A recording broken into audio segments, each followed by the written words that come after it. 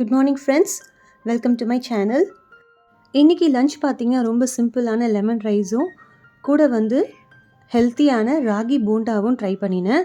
அந்த ரெசிபி தான் உங்கள்கிட்ட ஷேர் பண்ண போகிறேன். வாங்க.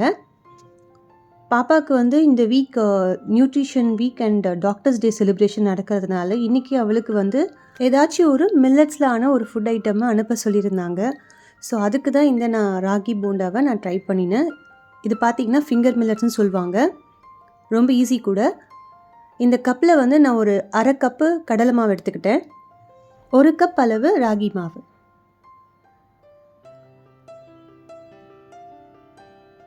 இதுக்கு தேவையான சால்ட், கொஞ்சம் சோடா நல்லா மிக்ஸ் பண்ணி வச்சுடுங்க.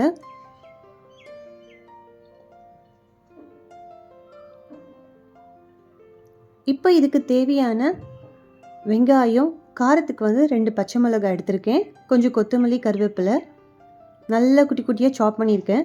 பச்சை மிளகாய் பார்த்திங்கன்னா மாட்டினாலும் நமக்கு காரம் தெரியாது குழந்தைங்களுக்கு, அந்த மாதிரி சின்ன சின்னதாக சாப் பண்ணியிருக்கேன். கொஞ்சம் இஞ்சி பூண்டு விழுது. இது எல்லாத்தையுமே நம்ம கலந்து வச்சுருக்க பவுடரில் போட்டு நல்லா மிக்ஸ் பண்ணிவிடுங்க. முதல்ல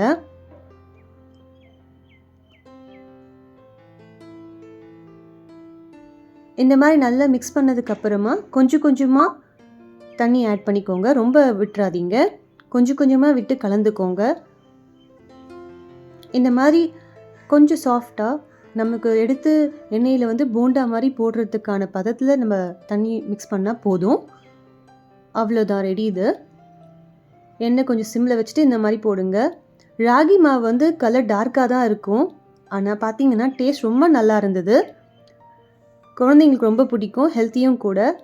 ஸ்கூலுக்கு ஸ்நாக்கும் சரி, ஈவினிங் ஸ்நாக்குக்கும் சரி, இது ரொம்பவே ஆப்டாக இருக்கும். ஈஸியான ரெசிபியும் கூட. கண்டிப்பாக ட்ரை பண்ணி பாருங்கள்.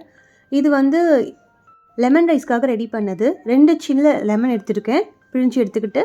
இதுக்கு 1 லெமனுக்கு 2 பச்சை மிளகா, அப்படி கணக்கில் 4 போட்டிருக்கேன். ஹோப் இந்த வீடியோ பிடிச்சிருக்கோன்னு நினைக்கிறேன். தேங்க்ஸ் ஃபார் வாட்சிங். Have a great day.